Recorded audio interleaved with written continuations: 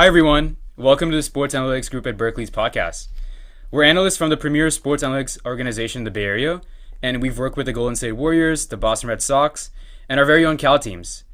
Whether you're listening to this on Spotify or watching on YouTube, thanks for tuning in. I'm Shreyas, and today I'm joined by Viviana. I'm Adrian. Karthik. I'm Stefan. And today isn't a football or baseball podcast. We have someone who needs no introduction to tennis fans, but I'm going to give one anyways.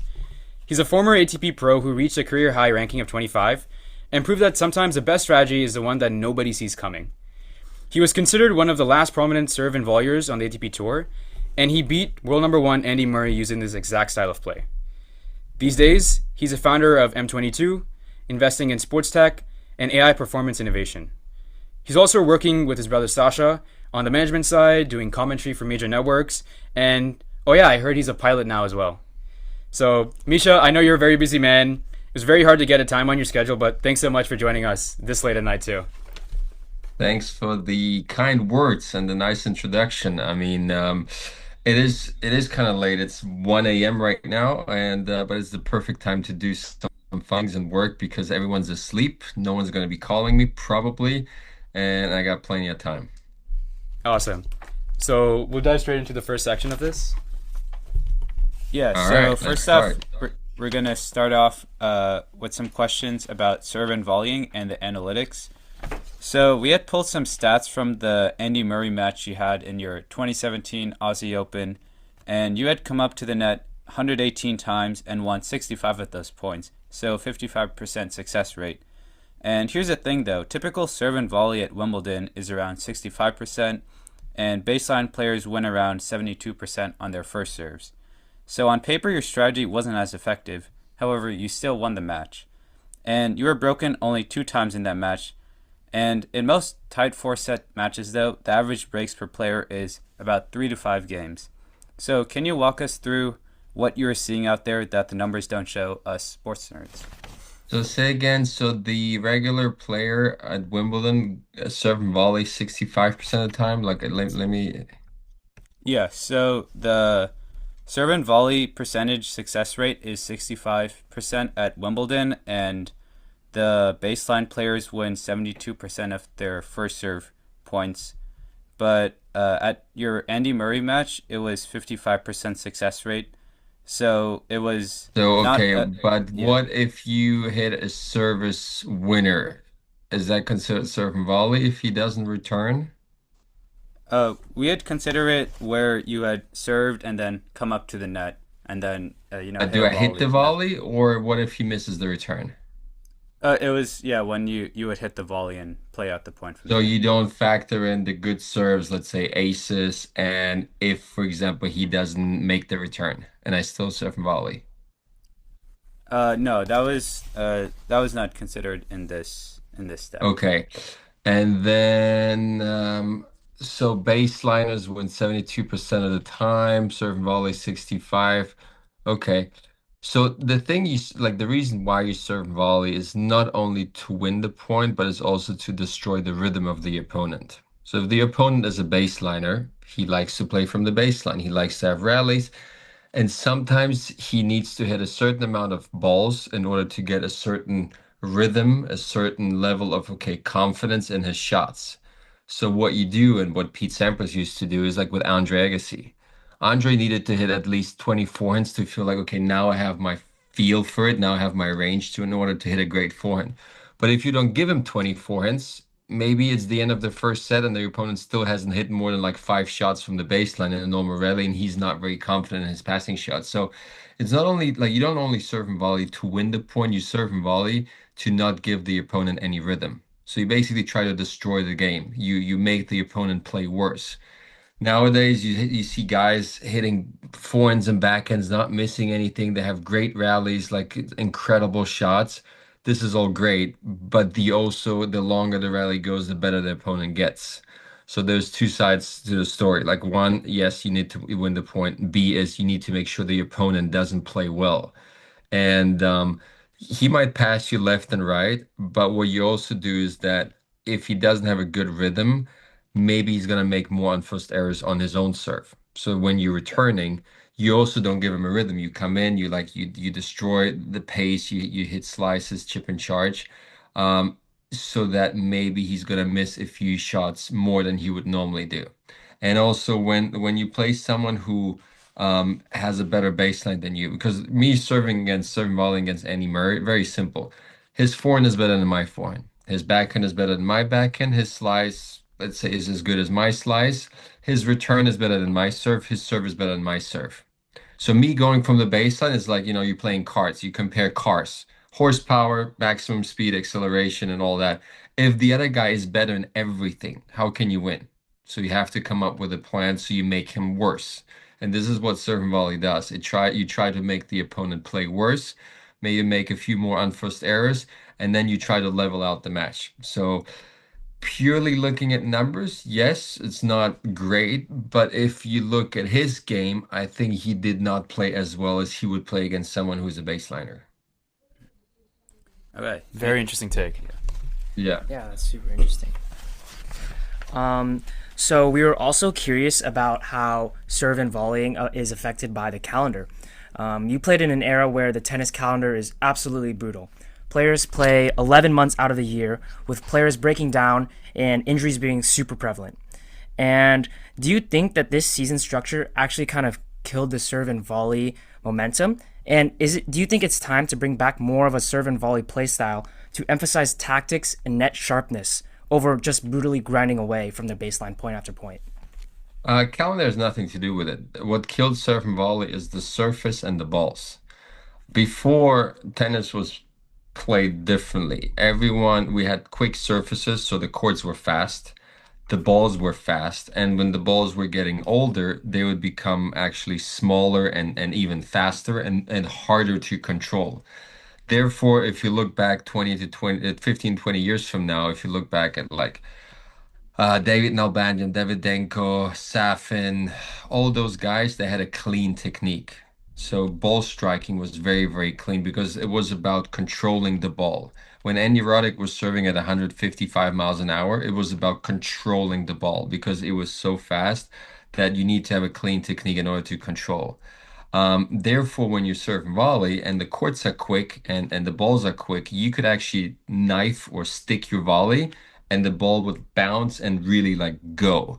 Now the courts are super rough, they're like sandpaper. The balls, what happens to them, they become fluffy and big, so they increase in size. So they actually they're like shuttlecocks. The first 10 to 15 yards, they travel at a good speed, and then they start slowing down much faster than they used to. And after the bounce, they would also slow down. Like unless you put a tremendous amount of topspin on the ball, like Rafa used to do and Alcaraz right now with 35, 33, 3400 RPM, that will make the ball spin so fast that after the bounce, the speed somewhat remains enough. If you would hit a flat shot or a slice, the ball would just stop and sit. So that obviously doesn't favor the serve and volley because you can't put too much topspin on a volley. It's more of a flat to slice shot, and slice balls sometimes just stop and they just become sitters for the opponent. But if you look at Alcaraz, Sinner, the top guys, they have so much power in the game. Actually, the game changed. It became more about how much can you generate rather than how can you control the ball. Now everybody like hits the ball so hard and barely anyone misses it long. Like usually we have incredible rallies and the balls never go long because it's just like they become so slow that the ball always drops in. But the first, let's say 15 to 20 yards, the ball travels very fast. So it's all about generating power. So as a certain volleyer, you go to the net, and then you're facing Alcaraz, Nadal, Zinner, all those guys who actually generate a lot of topspin, so the ball doesn't just come at you. It curves and dips, and like it's like a curveball in baseball. So you have a brutal disadvantage because the ball travels fast through the air, but your volley stops after the bounce. So it makes actually no sense to come to the net. So if they would go back to the quicker courts, the quicker balls, and the game would go back to, okay, let's try to control the pace and make sure we don't hit like unforced errors, a lot more people would serve and volley. So it's not the calendar, it's the surface, it's the balls that fluff up. And obviously the game became so much more about like just generating pace and power and topspin. Thank you. That's really interesting for the insights. Yeah, never knew about the balls. I mean, we know about the. I think this kind of leads into the next question about like the different surfaces Yeah, so I was too. gonna Yeah. ask, kind of adding on to what you said, like about the surfaces in tennis, with courts like Cincinnati and Wimbledon being slowed, and I think Paris Masters this year is like the slowest it's ever been, and lots of players have started commenting on this. Alcaraz, Federer, your brother Sascha. Like, do you think these courts should be sped back up to like what they originally were, like to increase the diversity of play styles, or like do you have some opinion on all the courts being kind of more similar? It's very simple. Tennis, why do we play tennis? We play tennis for the fans. And tennis players make money because of, the popularity of the sport, because of prize money, which is coming from sponsors, which is coming from a big fan base. So if we don't have fans, we don't have sponsors, and so on and so on. So it's capitalism. So in the end, if the fans kind of subconsciously love and want the longer rallies, the longer matches, and the crazy, shot making, then they're gonna make the court slower because that makes it easier for crazy rallies, long, like great shots and all that stuff. So organizers and sponsors said, okay, so what is more interesting to the average fan? Is it a serve and volley like 3-shot rally, or is it like a 25-shot rally with drop shots, short cross court slice, lob, and all that stuff? So at the moment, that tendency goes towards long rallies, crazy shots, lots of running, like 3-set matches, crazy battles, and that's why they make the court slower. If you look back Wimbledon in the 90s, it was like, average rally was 2.5 shots, something like that. It was a return, serve and return, and then you would sometimes hit a volley with like maybe a couple ground strokes. Now, like you have rallies like 10, 15, 20 shots. So people love it, fans love it. It creates a lot of highlight reels. So, and Right. this is where we're going. It's in the end, it's all about the money. If the money is there, this is where we're gonna go. And like when they ask me like, oh, would you want to play a set up to 4 or the regular set up to 6? I'm like, in the end, it doesn't really matter. If you tell me we're gonna make 30% more prize money, make playing up to 4, let's play up to 4. It's very simple. But but if you reach a certain level of wealth and you have hundreds of millions in your bank account, you don't care about the money. You want to play the way you're used to. So that's why if you would ask the legends, okay, Roger retired, Rafa retired, but towards the end of their careers, if you would ask them, do you want to change anything? I think they would say, look, let's keep it the way it is because they don't care about the money. If you ask someone who's now 18, 19, 20, 21, would you be happy playing up to 4 if we gave you 30%, 40% more prize money? I'm sure he would say, yeah, sure, why not? And everybody ranked outside the top 10 or top 20. So if someone ranked 550 in the world, where the difference between making 1 million or 1.4 million is a lot, he would of course say, look, let's play whatever you want to play, like I'm in. So long story short, it's all about the fans and the money. Right. Very interesting take on that. Yeah. I think we'll move into more about your career and some of the numbers behind it because we're a bunch of sports nerds here. Okay. So I'm going to pass it over to Viviana for this question. All right. So let's talk about your ranking journey. In March 2015, you were ranked 1067th. 2 years later, you beat the world number one at a Grand Slam. That's one of the most dramatic comebacks in tennis history. Can you talk about what changed tactically or mentally? Well, I was already ranked 45 in the world before the age of 22. So I went from, being ranked 45 at age 21 to then dropping out of the top 100, getting injuries, having surgeries done on my wrist, and then coming back. So it becomes a bit more philosophical, but because as a young person, you guys are all very young, I think it's not easy to grow up and actually find yourself, like your position in life, your position in this world, because now with social media, with all the people around you, like they tell you how you have to behave, what you have to wear, what color is going to be trendy next summer, what's cool, what's not cool. Everyone's kind of telling you, like, sometimes it's not even like out there, but subconsciously, whether it's social media, it's your friends, it's your idols. You're always being told what to do and not to do. And I think it's very difficult to grow up and understand who you truly are. Like, I love apples. Why do I love apples? I love the color purple. And we were like, oh my God, this is terrible. Why do you love purple? It's a terrible color. But there's a reason for everything. And so when I was 22, 23 years old, I actually told myself, look, being a tennis player is great, but I don't want to wake up one day, age 35 or whatever, and being like, how does life even function? What's a tax declaration? How do you purchase a home? What's a loan? What's a mortgage? So I told myself, look, being a tennis player is great, but I want to also understand who I am and why I am the way I am, you know? So I went on this little journey trying to like figure out um like my true self, and you can it's hard to do that and being a professional tennis player, because as a professional tennis player you wake up thinking about tennis, you go to bed thinking about tennis, and clearly I was also thinking about who I am and what I want to be when I grow up. So that took a couple years. On the way there, I was getting hurt because I was trying to play tennis and trying to kind of figure out who I am. So my body, like I was sometimes not training the way I should be. I was sometimes like not recovering the way I should be. And then I was getting hurt. And then after my wrist surgery in 20, what was it, 2014, I actually didn't play tennis for like 3 months or so. And I actually realized how much I miss tennis, how much I love tennis. And I realized how I want my life to be in like 5, 10, 15, 20 years. And I made decisions like, okay, this is what I want to do. This is how I want to do it. And I came back as a different, more mature human being.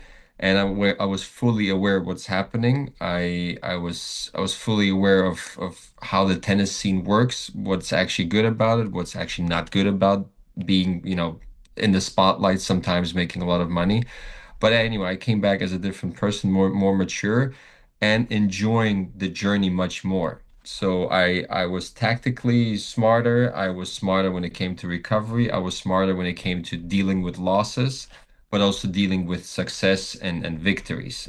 Because when you're young and you win a tournament, what you see a lot of times is when someone is young, he wins a tournament or two, and all of a sudden he thinks he can rule the world and he knows everything. He has it all figured out. I saw guys, they would win a couple matches and all of a sudden they give you financial advice, or they think they can become rappers or actors, or you're like, no, actually relax. You just won two matches which are completely irrelevant, but just because society tells you that tennis is super important and the Grand Slams are the most important thing in the tennis world, only because of that you have the spotlight. But if evolution would have been a bit different, maybe it would have been ping pong and not tennis.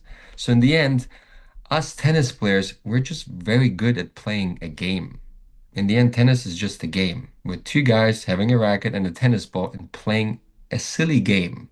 So, but society makes it such a big thing out of it. In the US, it's football, NFL. Like I don't know how many guys running after, like chasing down a football, and everybody goes crazy. I'm like, look, it's just a bunch of guys playing a game. Um, anyway, so when I came back, I was a different person. I was more mature. I was fully aware of what I'm doing, and therefore I was more successful, and I could handle it much, much better. And also tactically, I was much smarter. I could break down the weaknesses of other players, physically, emotionally, and tactically. So it was a big, big spiritual journey. But again, I came back, and also, when you're young, sometimes you lose a match and you kind of like, I see it a lot of times with now, you feel embarrassed. What is the sponsor gonna say? What are my fans gonna say? Oh, social media, you get like hate speech and all that stuff. Oh my God, like I would later on you just like, look, I don't care. Like you just that's whatever. It's ridiculous. Now sometimes even later in my career when I was losing, people would text me on social media, be like, "Oh, you're so terrible. Like, how could you lose?" And I'll be like, I not sometimes reply to those guys because I'm like, "You're right, I'm terrible." But like most of the guys, those are guys that do betting. I'm like, yeah, but you must be really, Bro. you must be really stupid because you tell me how bad I am. You know it. I know it. Then why are you still betting on me? You know, like so you're actually the idiot. Um, and there were moments when I would speak to those people that like would call me names and stuff, and then two messages later they're like, you know what? We're really sorry. Like you're a nice person. Like you're a cool dude. Like thanks for replying. We didn't expect that. Yeah, blah blah blah. So. I learned how to confront people, and sometimes I learned that it's not always the human being that is bad. You can have bad human beings, but sometimes it's the circumstances. So if you know how to understand people a little bit better, it's easier for you to deal with situations with human beings, with success, with failure. So that was my journey from being good to being injured, dropping out of the top 1,000 and going back and beating Andy Murray. Thank Awesome. you. It Sick. sounds like when you came back, you were a lot more intentional, but what you were doing on the court in terms of your Yes. mentality. And so I think Yes. that's a thanks for the insight. That was great. Yeah. Yeah. Uh, yeah, moving on to the next question. You had made it through the qualifying rounds for 10 tour level tournaments in 2016, which was the most since any player since 1990. And that's a pretty outrageous stat. So, was that strategic or just survival mode trying to climb back up? I think I tied the record in 2015 with 9 and I broke it with 10 in 2016. Look, if if your ranking is no good, you have to go through qualies. There's no plan B, and or you go into the Challenger Tour, the smaller tournaments. But I didn't like the Challengers, and I enjoyed actually playing qualies because if you're in the main draw, you get to a tournament on a Friday or Saturday anyway, so you have to train. So I was getting there on a Thursday or Friday, and I was playing qualies. So I looked at it as a practice, 2 days of practice, playing practice sets and playing matches and to me, it wasn't. I was just enjoying it. I was having fun. I was playing tournaments. I was just excited to be there because I knew that 2 years earlier I was ranked 1,000 in the world, and now I'm ranked good enough to play with the best guys and make it to main draw. And that to me was motivation enough to keep going and playing and not worrying about losing or winning, just the progress. I enjoyed traveling at that time. I enjoyed training with my brother, playing doubles with him whenever we could, beating guys. And I was enjoying beating guys in practice, beating guys in a match, and with my tactics, I enjoyed feeling like I was able to destroy the other person's game. So no matter if it was practice or a match, it was fun. And I think if you enjoy something, people asked me later when I actually started playing worse again. So like 2019, 2020, 2021, they're like, oh, a few years ago you were playing on center court at Wimbledon and US Open, and now you're playing futures in Tunisia. How do you do that? I'm like, you know what? The game hasn't changed. It's still the same game. You still start off with a serve and a return. You count the same way. And if you win, it's the same like type of pleasure you get. Then what changes is that either you have 50 people that watch you or 5,000 or 50,000. But if that doesn't matter to you, then the game is still the same. So, and I can see immediately there's guys that are quitting tennis and they still play. And then there's guys that start losing in tennis, they quit and never play again. Like look at John McEnroe. Has he ever really quit tennis? No, he's still playing tennis. He's still enjoying it. He's still like getting frustrated when he's missing a backhand because he loves the game. He is a tennis player and not just someone who loves winning. And then there's guys, the moment they feel like they're not competitive anymore, they quit. And it's like, and look, he hasn't touched the racket in years. Like, yeah, because he doesn't really love it. And then there's Andy Murray. People asking like, why do you still play? You were world number one, and now you can't win a match and you keep playing. And Stan Wawrinka, same thing, because they love the game. They don't care if it's the finals of Australian Open or it's a first round and a challenger. They just love hitting nice backhands down the line. And I think that I respect that and I love that. I think that's a really key point, and it's something that it's really common to see in athletes. They really have that passion and joy for the game, and that's what keeps them going. So, I think it's really nice to see, and it's applicable to everything in life. You got to enjoy what you do. So I really appreciate your insight on that. I think there's two things. One is you either have to enjoy the work you do and you can also make a living, but also sometimes you need to understand like what are your priorities, because people say like, oh, just find something you love doing and then the money will come. I'm like, no, it doesn't work that way. Like there is things that will bring you money and there's things that will never bring you any money. Like me, I don't know, if I start knitting, I will never make money with that. But I have a family, I have three kids. Like my kids want to have a nice dinner, I want to have a nice dinner. So it doesn't matter how much I love knitting is not going to love me back, financially.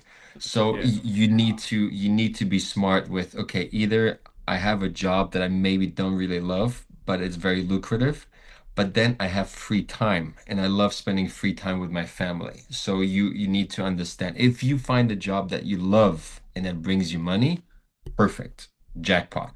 Doesn't always happen that way. Life is sometimes a heartless piece of work, and you need to understand that. So right now I say, like, because now I'm transitioning into like post-career mode.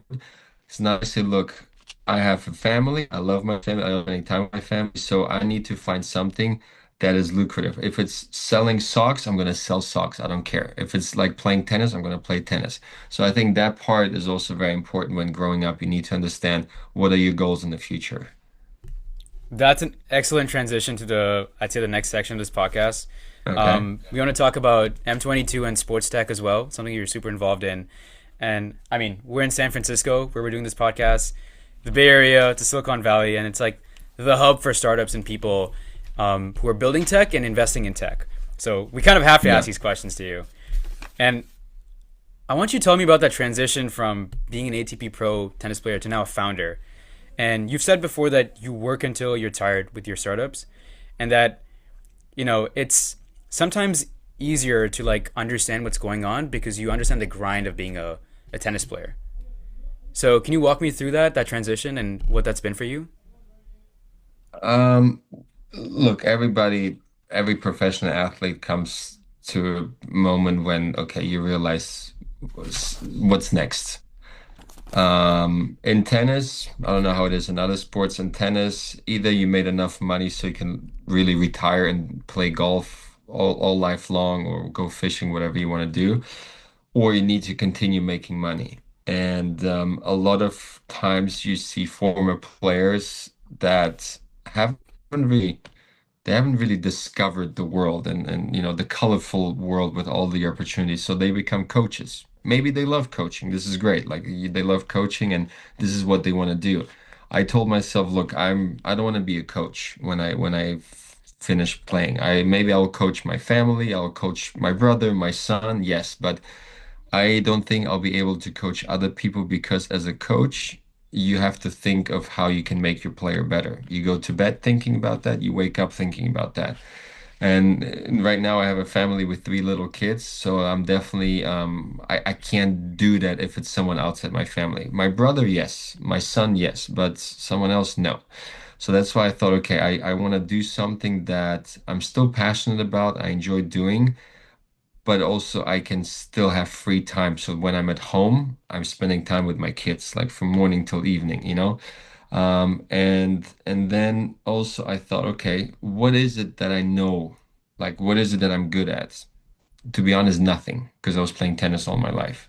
Like all I have is my career, my tennis, but I have a certain amount of knowledge because I was traveling since the age of 12. So I've been to almost every continent. No, I've been to every continent.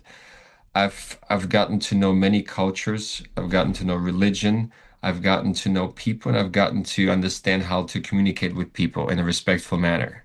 And I think in business today, it's very important because there's cultural differences. And when you negotiate with a Japanese company, it's different than negotiating with an American company. And the other thing I have is I have a lot of contacts in my phone book. So I got to know a lot of people. So what can I do? I figured that I think, because I went to some conventions and sports tech like the ISPO. The ISPO is one of the largest sports tech conventions in Germany and in Munich. And I went to the ISPO and I've gotten to know a lot of startups. And I saw they have a cool product, but they have no network. Others have cool technology, but they actually have no product because they don't know really how to produce it. And I understood that with my network, I feel like I could maybe help them get in touch with a tennis tournament, with someone who is organizing the Formula One in Shanghai, with Adidas, with Nike. So I figured, okay, I'm gonna try to help people, startups, brands to get in touch with each other, or they want to get into the tennis environment. So I'm like, okay, I know the tennis environment. You want to like sponsor a tournament? Like I can help you with pricing. I can help you getting in touch with people. I can help you with like organizing everything. So that's why I said, look, being on tour for that many years, I have contacts, I have a little bit of knowledge of how the tennis tour works, and I know how to communicate with people. So I'm going to try to use that in order to help startups and young companies to go from A to B to C to wherever they want to go. And this is what I'm trying to do. And I like it. It's a lot of fun, but it's also you realize that a lot of startups need a lot of work and help because it's not that easy in today's world. Sweet. I think it just comes back to the advice when, so I'm a senior now in college, and when I was a freshman, I was 18 years old, and I remember one of my upperclassmen told me this, and it didn't really hit me. He said it's not just about what you know and what you're good at; it's about who you know too. Yeah. Network is net worth. And to me, it didn't hit me back then because it was like, I'm just gonna go and I'm gonna do well in my classes, and then things will just like work out in the end. But I think it's like the people who, being part of different organizations, like we're part of the sports analytics group, has given us the network of, hey, after college, if I want to work in sports tech, I know someone who works in the MLB. I know someone who works in for this NBA team. It makes that transition a lot more easier because people join people at the end of the day. So, you know, You you need to know what you're good at, but you also need to know what you're not good at and accept it, understand it, and find people that are good at those things that you're not good at. And you need to understand, you need to solve problems. So if you're a genius, this is great. Then the hope that somebody finds you, because a lot of times I actually realize geniuses are socially awkward. They don't really talk to people. Um, but it's about how to fix a problem. So even if you have a great product, okay, how do you get it? How do you get it to, to go to Europe? To how do you get a sports team to use your technology? Like this is this is way more important because even now when I look at startups, even if the tech is good, even if the product is good, if I don't like the GM or I don't like the founder, I'm not going to do anything with them because the founder eventually might be calling me 5 times a day. If I don't like the person, I'm not going to pick up the phone. After 2 weeks, I'll be like, oh my God, this guy again. I'm not going to pick up the phone. But if I don't pick up the phone, I can't help them. So that's why I say communicating with people is great and understanding who you want to work with. And if you are that guy that people love working with, if people say, you know what, he's a great guy, he's punctual, he has discipline, he does what he says, and he's a fun dude or like, girl, whatever, then it helps you a lot in today's world because we could be anywhere in this world, but everything is so um reachable. Like, look, you are in the US, I'm in Paris, we're having a chat. Like 10 years ago or 15 years ago, it would be impossible. So good people, I think it's more important to be a good person that others can trust. Being loyal and having good values in today's world is almost key. excellent point. Oh yeah, I'll ask you more about M22. Like, you guys focus Yeah. on sports tech, and you talk a lot about like AI and performance data. And you've mentioned like VR, neuroathletic training, and brain-based training. And I was wondering like, what's the most exciting innovation you've seen that could actually change how athletes train? Well, we don't only do sports tech. I try to see brands where I feel like I can help them a little bit. But the most like the biggest difference I've seen in the last couple of years is actually kind of understanding how the brain works. We live in a world where we go from trends to like new trends. A few years ago it was gluten-free, for example. Then it was something else. Then it was like mental health. Then it was like mental, coaching and stuff like that. And I feel like neuroathletics is people think like, oh, it's like, so it's it's emotional, it's like mental health. I'm like, no, no, it has nothing to do with that. When you train your brain, it's actually you train the way the brain receives information and sends out signals to your hands, to your fingers, to your body, to your legs. Because if you know, there's this test, close your eyes and try to touch your nose with your finger when your eyes are closed, and then do the same while solving math equations, then do the same standing on one leg and turning like. So the more workload your brain receives, the harder simple tasks become. And this is what happens. Mistakes happen when your brain is stressed with emotions, with different tasks and all that stuff. And neuroathletic training focuses on training your brain so that it becomes super, super efficient and precise. First thing, for example, tennis. You all play tennis. So you stand there, someone is serving with 125 miles an hour. If you don't know, well, basically, let's put it that way. If your eyes calculate the distance and the speed of the ball with a 5% like error, like, margin of error, you basically, the brain receives wrong information. So the ball is 6 feet away, and your brain tells you, no, the ball is like 5 feet away. Oh, sorry, your eyes. So the brain is like, okay, it gets false input. And then also the input into your arm in order when to take the racket back, when to start your motion, and when to make contact is wrong. So you need to train your eyes. You need to make sure that your eyes give your brain the correct information. This is the first step. Then, if you think, because we always like when we play, we can't see ourselves. So like we think we do one thing, we think we put a lot of topspin on the ball, and then someone shows us a video and we're like, oh my God, this is what I look like when I play tennis. Like I thought it looks completely different. People say like, oh, do a big swing, and you're like, I'm trying. This is the biggest swing I can do. And then you see it on the video and you're like, oh my God, this is the tiniest takeback I've ever seen. Like, what's wrong with me? Like, what's wrong with my body? So this is what happens with the brain. Like you think you do one thing, but in reality, it's completely off. So if the brain suddenly becomes so much more precise and how you feel your body and how precise you are with, okay, you want to make contact, let's say 1 foot in front of you, but where exactly is 1 foot? Once you become super precise, then you become very, very efficient. And then if you're very, very efficient, you spend less energy, less stress. You can play longer matches. You don't get tired and you win. So basically, you're Roger Federer in the end because he played effortlessly. Because everything was smooth. His footwork was smooth. His take back was always, his timing was perfect. His contact point was perfect because all his systems were working perfectly fine. And everything, when we talk about muscle memory, it doesn't exist. Muscles don't have a memory. Muscles have nothing. If you take a nerve out of a muscle is dead. That means a nerve is connected to the brain. There is no muscle memory, there's brain memory. So you need to train your brain in order to get muscle memory, what we call muscle memory. So this is what neuroathletics is. It actually trains your brain. It can train your brain to be awake right away, to be focused. It can train your brain to be less stressed, less nervous, to deal with anxiety much better than others can. So your brain controls everything. So that's why I think we should train our brain a lot more than we do. We work out, we go to the gym, we do bicep curls and squats and all that.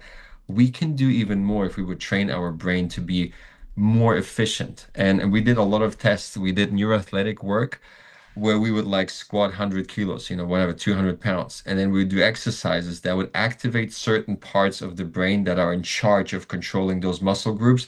And we would lift suddenly 10, 15% heavier without feeling that it's heavier. So this is the crazy part. Same with when you have adrenaline. When people have adrenaline, suddenly they start running faster because they go into survival mode. They jump higher, they run fast and all that stuff. But adrenaline, again, is a, let's say, negative hormone. So you can train your brain without having additional adrenaline input that you can still become efficient.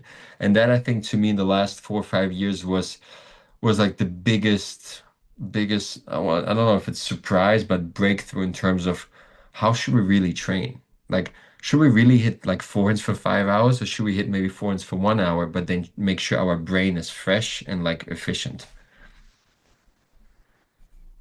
Sorry for long answers. Yeah, no, it's really interesting. Thank you. Yeah. I think I want to work on talking about something completely different now, about you working with Sascha and the foundation too. Yeah. And I'll pass it over to Karthik. Yeah, so you're 2-0 against Sasha in ATP Challenger matches. And do you ever bring that up, or is it big brother privilege just understood between the two of you? Well, he won the last one we played in Washington, I think, in 2018. So 2-0 once he was, I think, 14 years old, and the second time he was probably 16 or something. So it doesn't really count. No, I don't bring it up because I'm 10 years older. So I feel like, yes, I'm his older brother, but I'm also like, no, I won't say his dad, but like 10 years is a bit big age gap, you know? Uh, we do compete and challenge each other, but I also understand when to like, kind of step down and just let it be and let it go. But it's always been fun growing up because I was super proud of him because I knew since day one he would become a great tennis player. I actually wanted him to become a great tennis player. People always ask me like, "Are you jealous? Like, was that difficult for you to understand? He's now in the spotlight and you are not." And I'm a person, I prefer to be on practice court 19 rather than on center court because I don't care about, the people and the fame and all that. I like to have my peace. I like to be in the background. I like to, just be whatever, like just be normal. And so when he started playing really well, actually like it was actually the best time for me because I did understand that playing tennis, I could make sure that we have a good life, a comfortable life. And I understand that I want to provide to my family. I want to provide also to my parents and because they were coaching us. So I never paid my dad a salary. But of course, like if we needed to buy a car, I would buy a car because I never paid him a salary. I never anything, like not even a bonus. Like he gave all his work and all his effort. He gave it to me because I'm his son. So I feel like it's just natural for me to be like, look, I'm gonna provide to you, and I'm gonna whatever you need, you'll have it. Like, don't worry about it. And we had a good life. Everything was fine. But I understand that like if we ever want to have a better life, it would come through tennis. And when my brother started playing really well, it felt almost like I was more relaxed because like, we kind of made it. Like we went from, the Soviet Union back then, like then it was Russia. We went to Germany. We came to Germany with like they could not speak a single word of German, and they had like I remember I think it was like 400 Deutschmark, like it's 200 bucks, $300, and that's how they came to Germany. And then they started from scratch. Like when I say from scratch, it was completely from zero, not knowing the language, not having any money, nothing. And then they worked their way up, we worked our way up. And then when Sasha and I both started playing on tour, we were both top 100. To me, it was like I was so happy for my parents, and I felt like I was so proud of them. And I think they were also proud of what they have accomplished because coming from nothing to having two sons who play on tour, they play each other, they play on center court. I think this is a great journey, and I'm super super proud of them and happy. And it was yeah, I now I really enjoy the whole process. And sometimes they get worried. My mom gets nervous. I'm like, Mom, why do you get nervous? Look, we're here, my brother. Like, look, Sasha's number three in the world. Yes, of course we want him to win, but like you should enjoy it. Like if you don't enjoy it now, when will you ever enjoy it? And this is kind of like my motto, and this is how I try to, walk through life and try to really appreciate it. And look, everything in perspective. Like, yes, it's sad when you lose a match, but there's a lot of people that have, a lot of sad moments, which are actually much sadder than losing a match. So everything is relative in life. Thank you. I think that was very well said.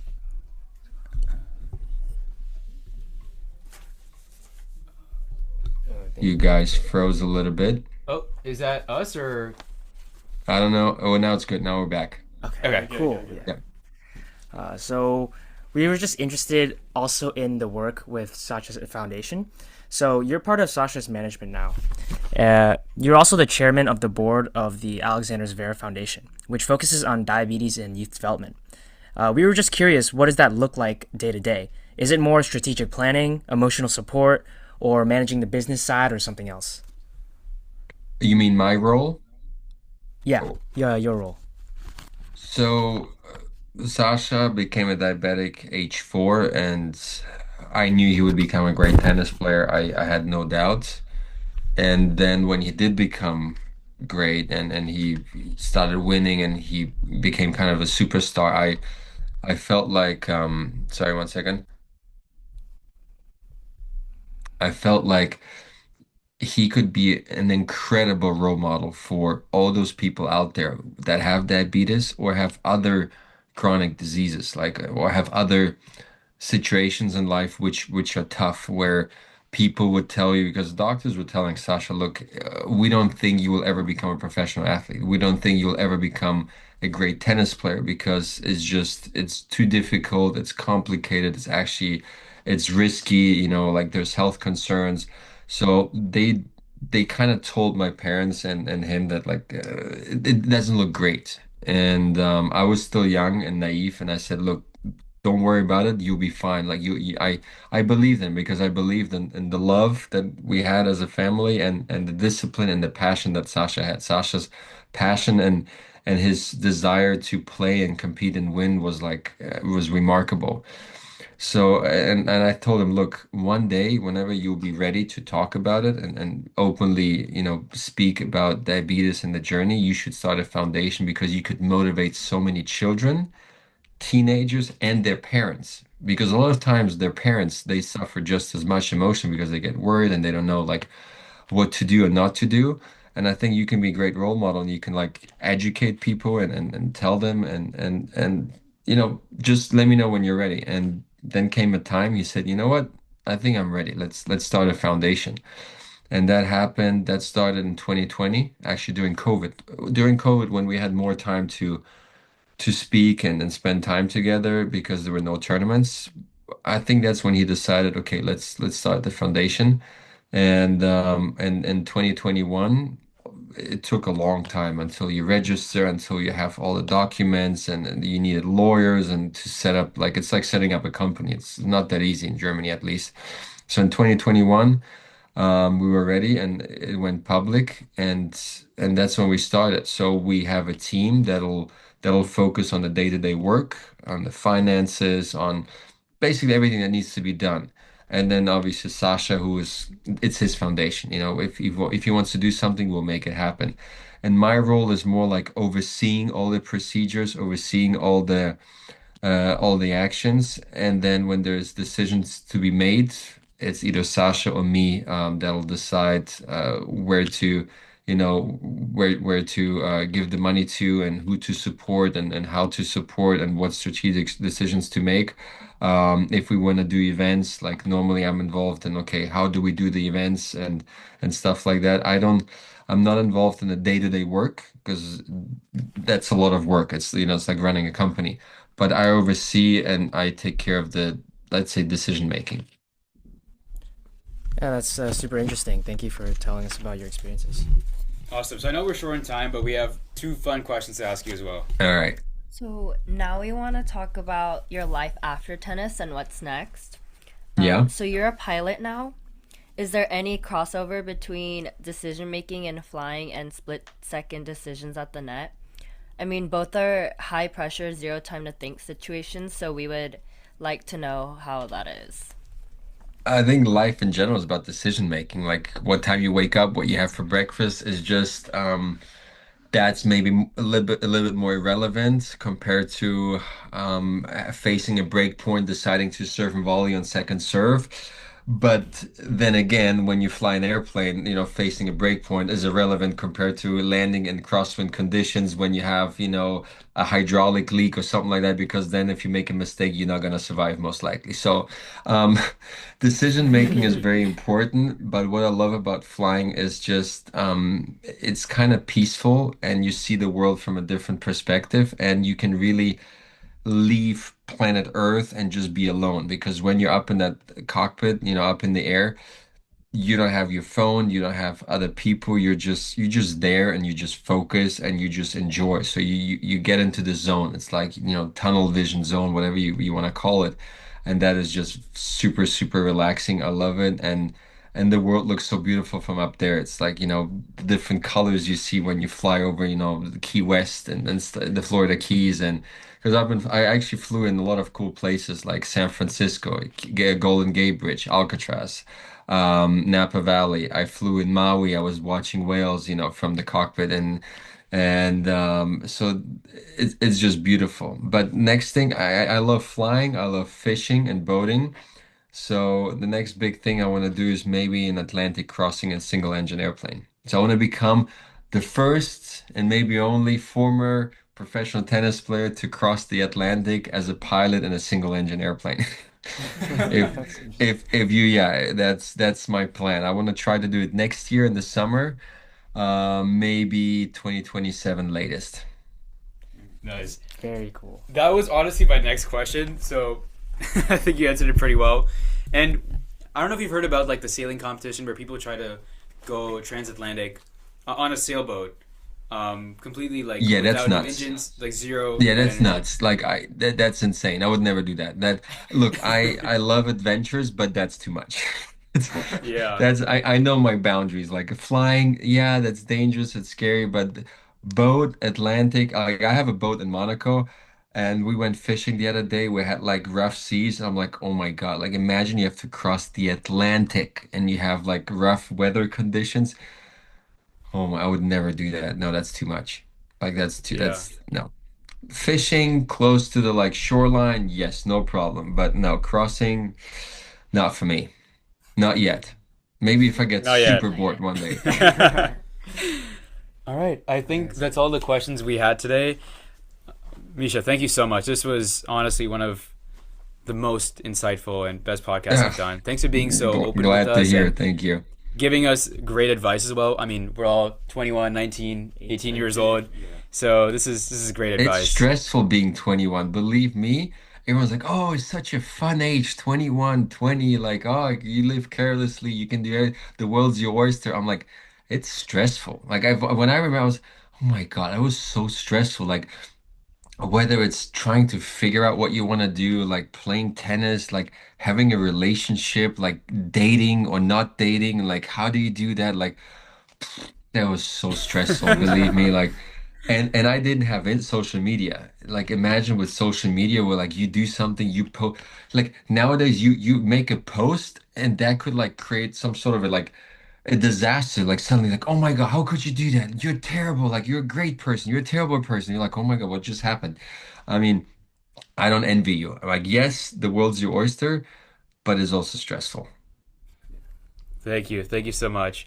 And with that, we just ended the episode of the first tennis episode of this year of the Sports Analytics Group at Berkeley's podcast. Thanks so much for tuning in, whether you're listening on Spotify or watching on YouTube. Really appreciate your time, and we'll see you in the next adventure.